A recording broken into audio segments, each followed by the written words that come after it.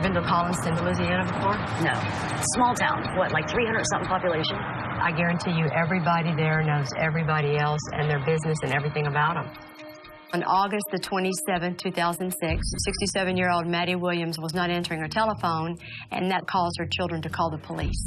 Mattie Williams got the name Mother because she was like a mom to so many kids, let alone her 13 kids. She would give you anything she had. She didn't have to know you. She would just help people. So when somebody like her gets murdered in a little town like that, it's a huge thing. When the sheriff's office arrived at Miss Mattie's house, her purse had been rifled through. There was blood spattered on the walls, and she was not at home. So she went missing, and there was like a huge town search for her. Just come on down. We found Mattie Williams' body. Okay, they're on their way down there. Come on, please. She had been stabbed several times, and she had an unknown injury to her head. There has to be somebody in that town that knows more about what's going on than what we've ever heard. Mom wouldn't open the door for anybody. It has to be somebody she knows. There's no way you're going to just let somebody kill your mom and you just sit back and watch. You're barking up the wrong tree, partner. I ain't do that. Kelly and I are up to speed. We know the case history. We're here to look at this nearly 7-year-old case and hope that we can bring some closure to this family. Maybe there's just some little point that we can open that maybe would make a difference. I've tried hundreds and hundreds of cases, but the ones that give me the most are the ones like Miss Mattie, who's so beloved by everyone and who ends up getting violently murdered. We're determined to solve this case. Our goal this week is to talk to all the witnesses we possibly can and try to get to a point to where there is sufficient evidence to bring criminal charges against the people or person involved in killing Mattie Williams. It has been 16 years and still no answer. Police consider her killing a cold case. Years later, the case is still unsolved. There are so many cold cases out there just waiting to be solved. The crime scene ultimately tells the story of the murder. We want to bring justice to these victims.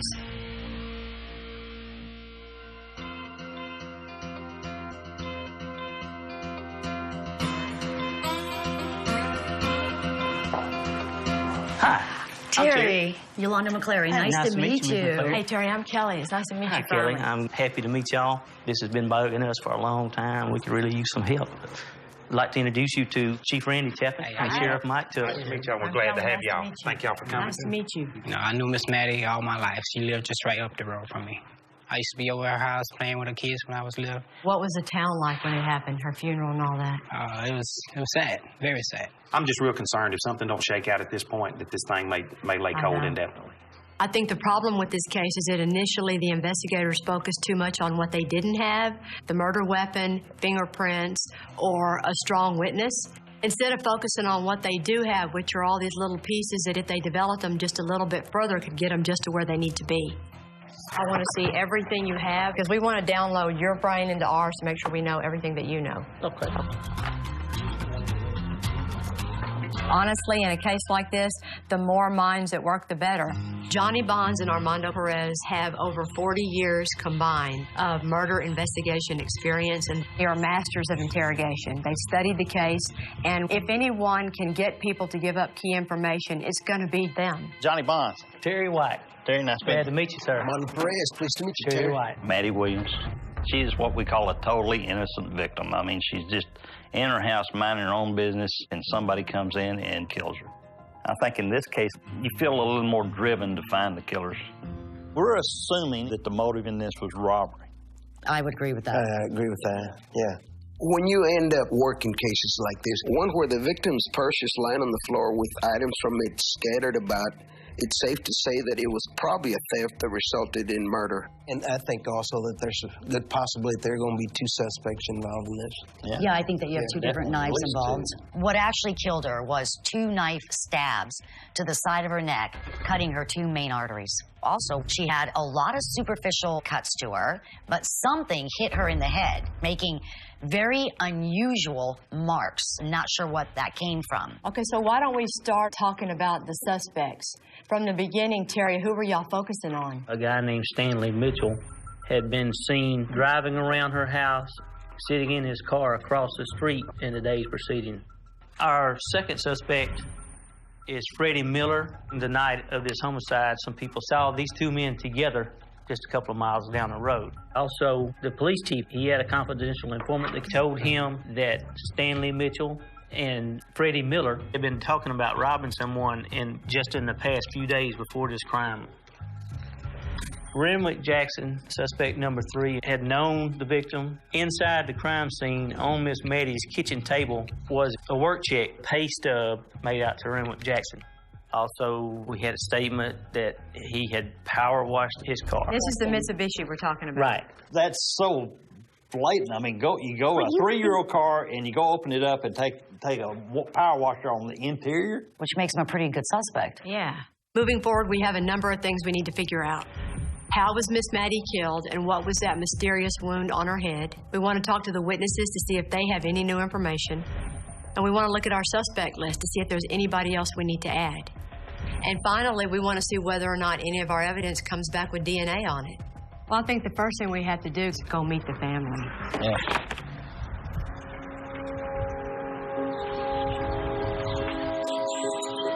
Good morning. Good morning. I do appreciate the family members being here today. Miss Mattie has 13 kids. She has umpteen grandchildren. These are all the people that are hoping someday they can get answers to this stuff. They don't have any. By the end of this, what will we have learned new? I think you're going to have a lot more questions answered, even if we don't get to arrest somebody. I hope we do. We wouldn't be here if we didn't think we could, baby. Okay? Where do y'all think the killers first confronted her? At the front door. She let them in. Mom wouldn't open the door for anybody. It had to be somebody she know. Y'all know who Renwick Jackson is, right? Would she open it for Renwick? Yes. I say Mom would open the door for Renwick. Because she knew Renwick. Right. I have to dispute that theory because she didn't trust him. Any reason for him to ever go to the house? No. What other thoughts about this that we're talking about right now? Yes, sir? Well, what I have to say is kind of touching, but we got a brother named John. Miss Mattie's son, John, behaved suspiciously after her death, and he was called in for questioning. John would come over there sometime and want to borrow money, and if he didn't get it, he would get mad. That's important. Oh, no, what's the worst he ever did to her? To my knowledge, he may have talked back. Did he ever hit her? He tried to one time. Yeah. Let me say this. John has respected Mom. Really, I think John probably got involved with some wrong people. Maybe Renwick might be one of them, and probably owed them some money. And John went to Mom, probably tried to get the money. How many of y'all are thinking like Harold? She naturally opens the door. Okay, let's just assume for 1 second that that's the truth. But at the point that somebody is murdering your mom, you're going to intervene. There's no way you're going to just let somebody kill your mom and you just sit back and watch. Yeah, if you're scared. I don't see you not intervening. There's no way. Even just thinking that your brother had something to do with it, words can't describe how that feels because that's your own flesh. I talked to John, and the last time I talked to him, he told me he was going in hiding. He didn't want to be found. How long ago did you talk to him? About 3 weeks, I guess. After talking with the family, I think we need to look more carefully at John Williams as a suspect. All right, thank y'all. Living without resolution to my mom's cases, it's like a dark cloud that follows you everywhere you go. I've got married, I have a son, but there's still this dark cloud that I can't overcome it. So to have light shone on that place of darkness, that would mean the world to me.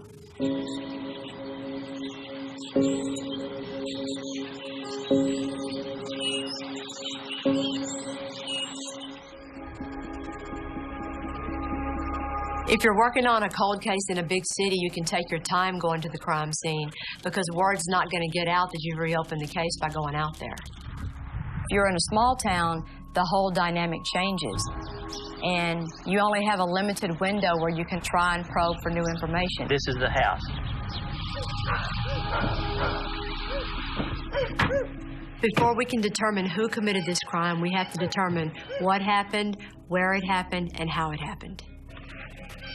At this point, we don't know where she was killed. I mean, they took her out of the house, but why? And was she still alive when they left? Fortunately for us, the house is vacant. I'm thinking this is definitely your attack area.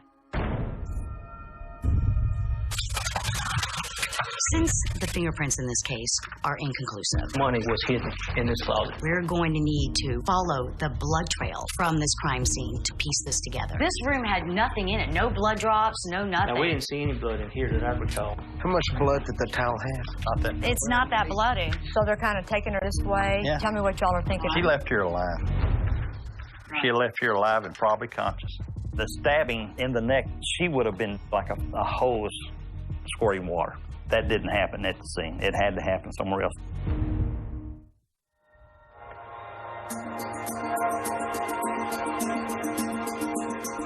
We are in Collinston, Louisiana, investigating the murder of Mattie Williams, who was known and loved by all the people in this town as Mother. This murder happened nearly 7 years ago, and it's never been solved. And one of the first things we want to do is go to the crime scene and get a real live look at it to be able to appreciate better what might have happened that night. By what we have here on scene, there's a few scenarios that could happen by the different areas that have blood. So we're actually going to play out just a couple of different possibilities of what occurred here. So here we go. Wham! Wham! I knock her down. You stay with her.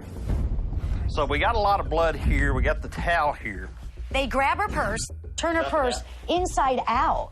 Where's the rest of the money? Where is it? Because she doesn't have much on her. No. There's some blood drops as I'm holding my head. All right, the freezer's here. You reach out and you touch the freezer. That's how I get come on, come on. I you drop drip here, blood. you drip here, you stagger over, you hit the sink. You're not here long, like, where's the money, where's the money? Take you this way. This way. We go down the hallway. Is it in here? All right, show me the money, show me the money. He brings her in here. Got blood on the floor and the wall here. All right, they come out of this room. There are footprints and blood down this hallway almost to the door. And then they stop. These guys are thinking, what are we going to do with it? There's some disruption on that table, stuff turned over, and this is where the pay stub was. So they take her out on the porch.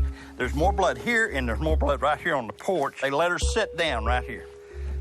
Somebody's getting the car, come on, and she falls against the house. She's getting up at an angle. Coming up. To here. And then they put her in the car and go. They took Mattie's body to the dump site, I think, to buy themselves some time to cover their tracks. It's speculation. Unless somebody tells us exactly what happened, we can only have our theories and scenarios.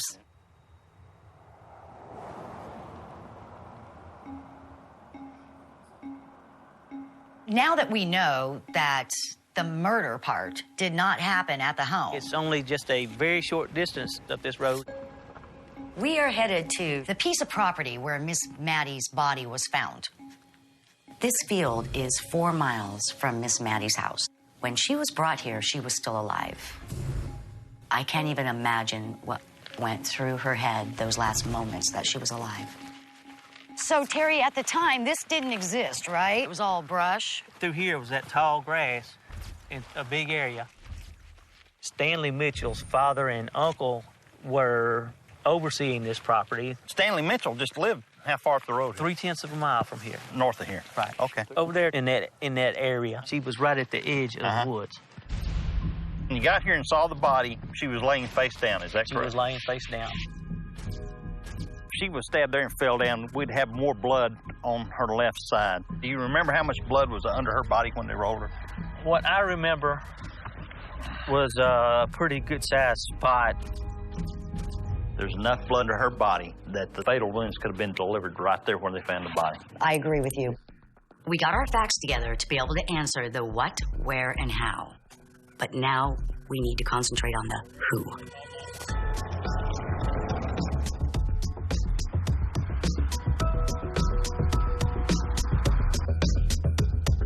We have received information that Stanley Mitchell was in jail some time ago, and he talked with the inmate about some facts regarding this case. We're going to try to talk to the inmate and see what kind of information he might have.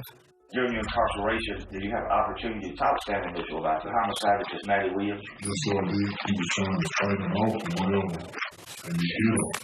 Did he say where he hit her, or with what or anything? He hit her with a brick. Did he say where? in the head. Did he say where he got the brick from or anything? On the side of the house. On the side of the house. Okay. When he says that Miss Mattie was hit with a brick, I'm thinking I need to look at the crime scene video to see if maybe something was overlooked. You did the right thing. Thank you, sir. Appreciate it. In looking back at some of the video that was taken of the crime scene, on top of a trash can is a red brick.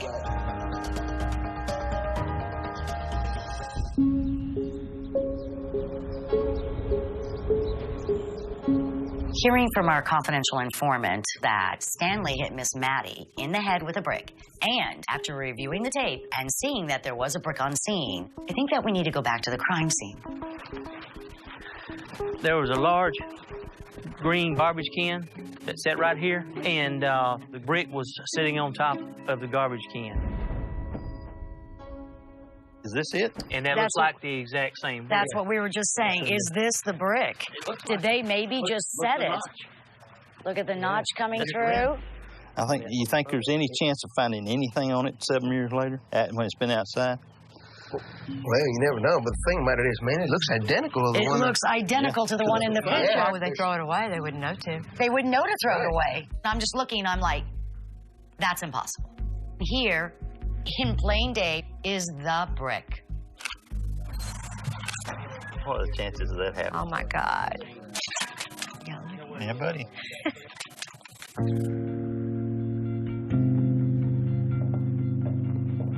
We finished examining the crime scene, so now our focus is going to shift to interviewing as many witnesses as we can possibly find. Hello. How you doing? Okay. I'm doing fine. My name's Johnny Bond. There were 2 or 3 people that we wanted to talk to again, and one of them was our suspect, Renwick Jackson's sister. And she supposedly is the one who told the police about this car washing incident. Tell me what happened that was so unusual about that car. I'm talking about the car being power washed. Okay. So he said he went to take his balls. Him and his balls was going to go to lunch or something, and the car was so filthy. So he told me I was at work. He said, "You gonna help me clean up?" I'm thinking we gonna just wash the car. We got ready to wash the car. And then he got to sitting in the inside, and it tripped me out. I'm like, "Oh my God, what you doing that for?" I said, "You gonna run Mama car?" When he's in there, was he just doing the seats, or was he doing everything?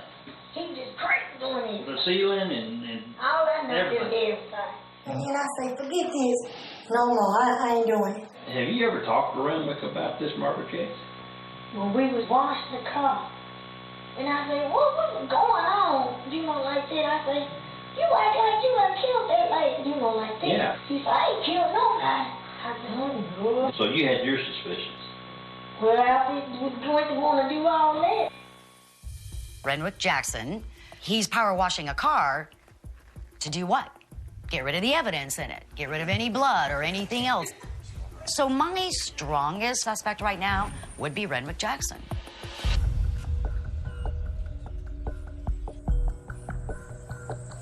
This is our brick from the front porch. Now that I have this brick in my hand after being at the crime scene yesterday, I need to know, is this going to match up to the wound at all? What I want to do is actually trace pieces and parts of this brick that look like maybe, if hit just in the right angle with this, could it make that impact wound on her head? So now let's just do the same thing, because remember that V that she has on the side of her head? I did pretty well in kindergarten with this, so maybe I'll be all right.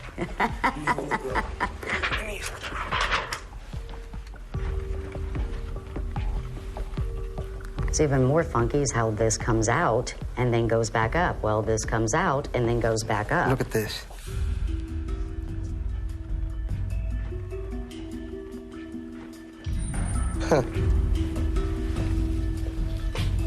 For what we're doing, that's For fairly what close. we're doing, that is very close. I'd sure bet my money on that brick. Oh, yeah. You're gonna send this off to the lab, right? Right. See if there is any blood that's still left in this brick that would go back to her.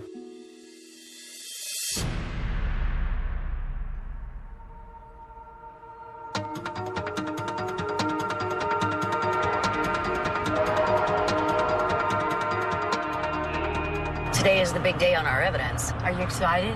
You kidding? I didn't even sleep all night last night. All those pieces of evidence that we sent off to be looked at, are coming back today with an answer from the lab. I just want one piece to come back with just one of the suspects. At least that nails the one, and then maybe that person would roll knowing they're done, but they ain't gonna take this by themselves, hopefully.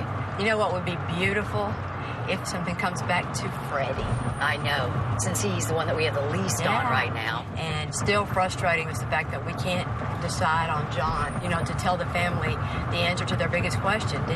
Was he involved in this too?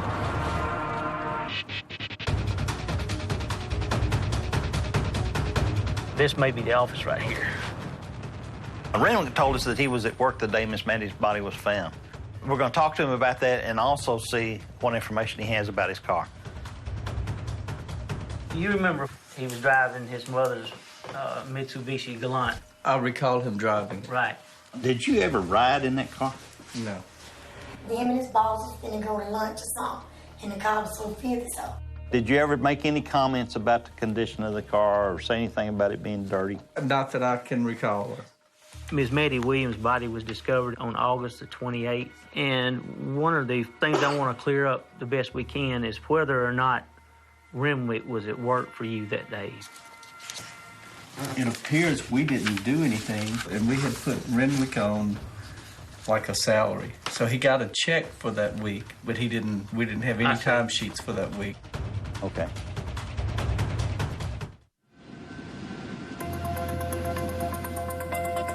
What evidence was tested? The original things that were sent, we have her purse, her blue jean dress, her shoes. Morning. Good morning. Morning, Sheriff. I just got off the phone with the crime lab. Oh, man. Nothing on our suspects. All profiles are consistent with Miss Williams, is their exact wording. Dang. That's a lot of pieces. It hurts. Y'all perk up, man. In all these cold cases, how many times has DNA been the clincher? For me, never. You know, we used to clear cases before there was DNA. Exactly. Yeah. Every time I hear somebody go, well, it's a circumstantial case, like it's a weak case, it makes me crazy. I'm like, circumstantial evidence cases are beautiful. Circumstance means the truth. And all these little bitty truths, when you add them all up together, make for a very strong case. Looking at our suspect board, we still have a strong case against Stanley and Renwick, not on Freddie. Well, I was hoping we'd find some DNA for Freddie. Me too. Yeah.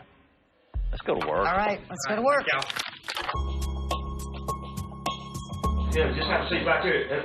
Just give me about 3 or 4 minutes. We brought in Keontae, who is Renwick Jackson's son. The local guys have known Keontae forever. They have questioned him about this case forever. Their opinion was he's a hardened kid on the streets who is not going to tell you any more than he already has. You have the right to remain silent. Anything you say can be used against you in court or other proceedings. We really wanted to talk to him because at one point, when Renwick was interviewed years ago, they asked, how did your paycheck stuff in an envelope end up in Miss Mattie's house? You know that his paycheck stub was found in her house? That's something new to me right there. Okay, then you're going to have another surprise here.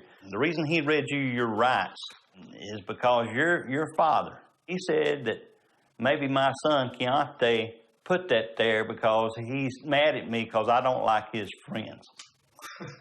And that you were trying to set him up. That you're trying to set him up on this murder.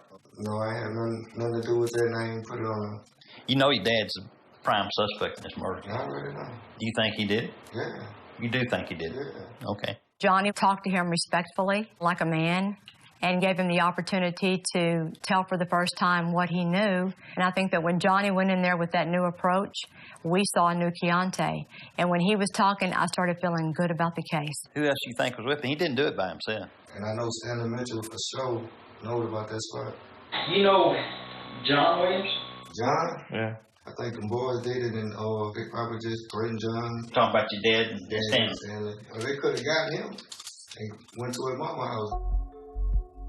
He said something that we have suggested is that John was kind of duped into going over there, and he said that John may be afraid. They might have scared him. So at the end of all of it, where do y'all think we stand right now on starting our probable cause against Renwick and Stanley? I think it's good. I think you have enough. Yeah. You? Even without it. You? I think it's good. You? Oh, yeah. All right, so let's quit for the day, and then we can start typing in the morning. Okay. All right. Great.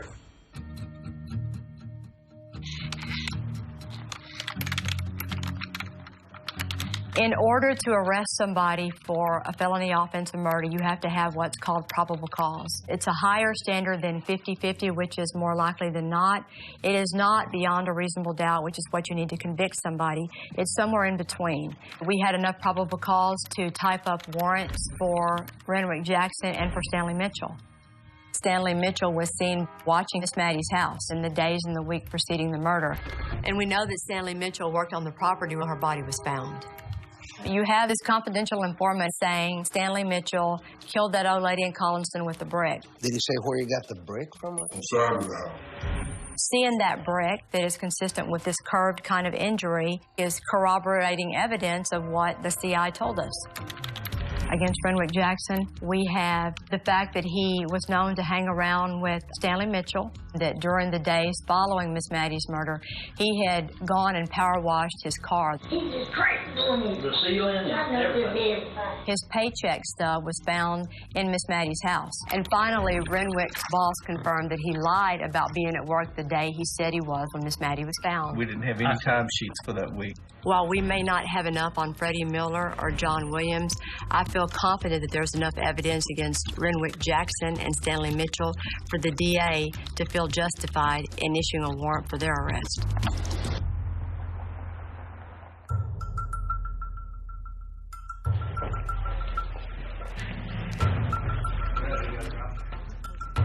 I spoke with the district attorney's office, and at this point, they do not feel comfortable in issuing us an arrest warrant. They want us just to continue working on it. I think they'll agree there's probable cause, but he's looking further down the road to a trial. You know, if we get a not guilty, then the door's closed. You know, I don't know at this point, is it worth trying to talk to the suspects? I mean, we can't bluff Stanley Mitchell and Renwick with anything. If we tell them anything, it's got to be something for sure that we know. Wait, why can't you bring him in and hit him with the brick? Hit him with the, I know where you killed her? The brick for sure. Well, you wouldn't be lying to him if you told him that we also have that brick. The DA didn't think we had enough probable cause to arrest somebody, so we can't force anybody to talk to us. They have to do it voluntarily. We're going to do Stanley first. Yep. Then we're going to bring in Renwick. And Randy can find Stanley for us real quickly. You ready? Y'all go.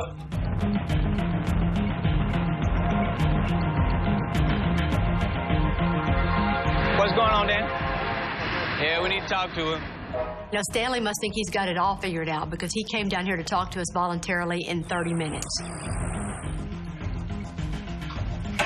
They're going in.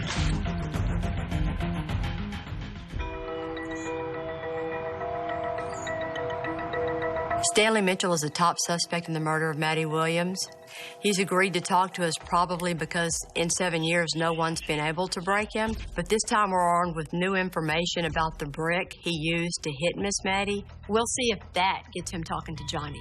What I want you to do is be honest. Yeah. And I'm not going to try to bluff you. You can't, because I ain't did it. Well, Okay, you know. I think you did. You think I did? Yeah. What you think I did?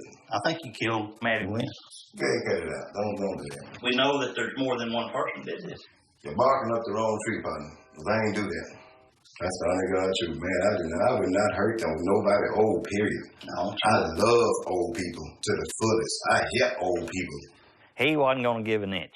So what I did was tell him what we knew. We know about the brick, the one that we have, and we've matched it up, and we know it's the brick that was used to hit her in the head. Wait, that's the brick, y'all. Why y'all ain't didn't get the brick and took it to the lab, man? Take it to the lab. The only thing I'm doing this for is to prove to you I ain't making shit up. Okay, well, y'all, man, you should have been did that. Man. Why you bother me then? Get the brick. Stanley Mitchell is, he's pretty good. I listened to him, and if I didn't know what I know, I could see where somebody would believe what he had to say, you know. And the frustrating thing is you have to really let him go. When he came in voluntarily, he's not under arrest.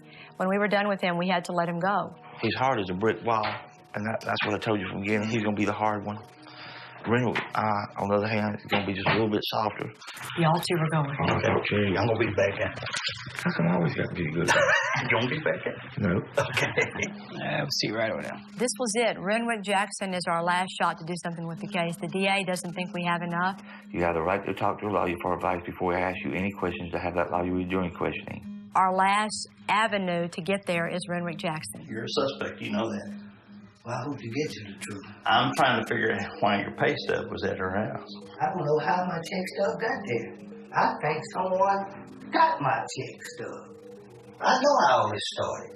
Rumors and talk. The guy working for in Monroe, Mr. Garrett, he said, why you don't clean this car up? So Mr. Fontana told you need to clean your car? He just said, it's too good a car. Why it's so nasty? Did he actually get in the car? How did he know that? He was in the car. Mr. Fontana was in the car? Me, him, and his brother. I went and talked to Mr. Fontana. He told me he has never rode in that car. Not true. We also, while we were there, we looked at the work records. Doesn't show you worked at all that week. Johnny just kind of lays it out with them. He's like, look, this is your story, and that's bullshit, and you know it is. So he kind of hits him up for a little bit longer and then brings some pictures in to show him. I want to show you something to be really a surprise. And, you know, you can tell it shakes Renwick up for a minute. It shakes him up. That's the brick she's hitting the head with. My birthday on that brick. How do you know? I know it's not. Did you have gloves on? I know it's not on that brick. No, because somebody else had that brick in their hand. We know who it was. We know you were there. We know it was your car. You're in a shitstorm, buddy. You're a pretty sharp guy. You're a good talker, but you ain't gonna beat this.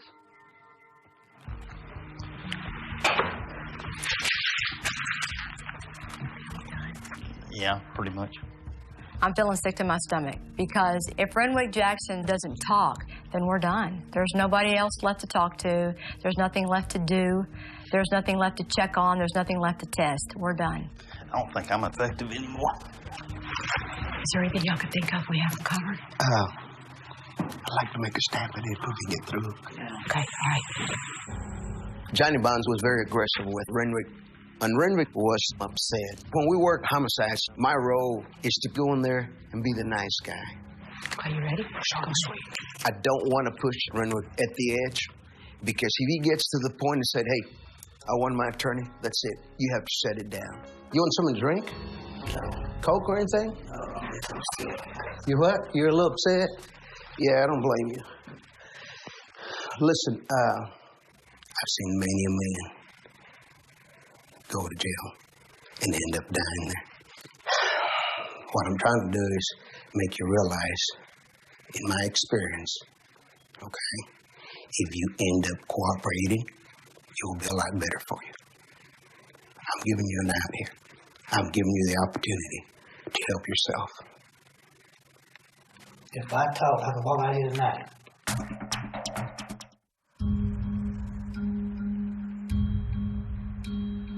If I talk, I can walk out here tonight. Tell us what you know. I was on the road, but I happened to see it. I ain't gonna lie. Stanley hurt that woman. Tell me what happened, Mr. Jackson. Well, John was kind of weak, and he persuaded his mom he needed some money. John. He's putting it on John. So John goes over, knocks on the door. Okay, and then what happened? She all the way she didn't want to let him in. Okay. You know, the time was late, and Stanley kicked that door. Where were you at? I was right there on the side of the road. On the side of the road. Was you standing there or sitting in your car? I was sitting in the car. So they went into the living room and in the kitchen, you say? I want to say it's the kitchen is a place to eat. You can see everything from that corner down the road. He's got X-ray vision. John, she kept saying, why are you doing this? She said, you know I don't want you. You know, she was talking to him. There you go. There you go. Renwick is talking all about John and Stanley and how they got to the house and how he heard it all and he saw it all, but he was across the street and he wasn't involved. And the more he talked, the more he dug his own hole because there's no way he could see and hear all those things from the position that he said he was in. Freddie's out. We need to get something cleared up, okay?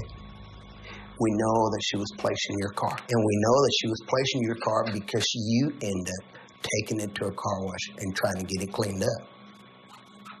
Am I right, Mr. Jackson? Am I right? Oh, wait. Okay, well, you mean that all the way? When Stanley got there and they got the tussling, he grabbed that lady. John did ask me, but first they were trying to put her in that car. Put her in your car? They were trying to. Okay. Okay. And I said, oh no. Okay. Did they get her in the car? They gotta kind of sit her down.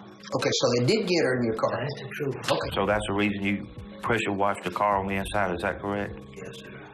All right. Okay. We just hit the jackpot. Renwick Jackson admitted that he was there when Miss Mattie was attacked at her house.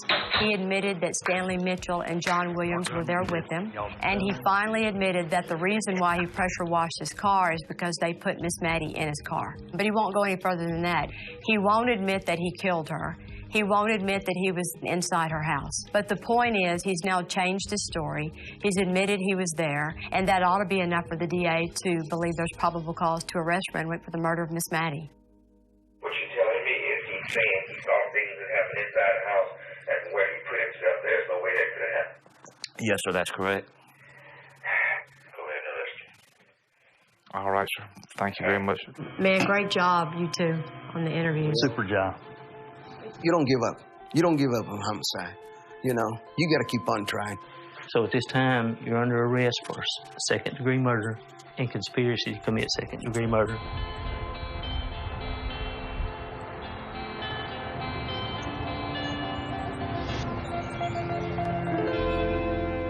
We want to tell you that Renwick Jackson has been arrested, and we feel very strongly that soon they should be arresting Stanley Mitchell and probably your brother.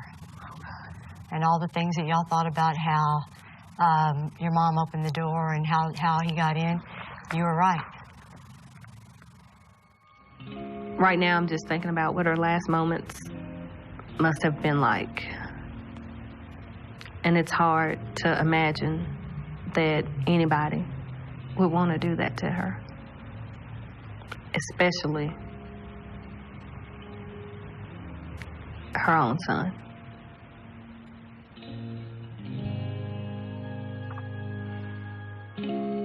It's been a lot over the last 6.5 years. It's been a whole lot. I know. So thank you guys so much. My mom would always tell us, when I'm gone, all you'll have left are your brothers and sisters. You have to forgive them. You have to forgive them and move forward. And if you can't lean on your brother or your sister, then you're in a really sad place. A few weeks later, John Williams was arrested in Tallahassee, Florida. He had an extradition hearing. He waived it, and he was brought back to Louisiana. He asked Renwick, would you give me a ride up to my mother's house? Did you go to your mother's house? Yes, we went to my mother. And the other car happened to pull in. It was a guy named Stanley Mitchell. I went up to my mother and knocked on the door, and my mother asked me, John, she asked who it is. I said, John. She looked out the window, she saw me, and she asked me, what you doing here today? Then Stanley and Renwick rushed up there, and Stanley kicked the door open. Stanley began to hit my mother, and Renwick began to hit my mother with his fist. And that was in the porch or in the living room? In the living room. And where were you at? I was standing up watching. Okay. Did you ever say anything to Renwick or Stanley while they was beating your mother? No, because I was afraid they was gonna do the same thing to me.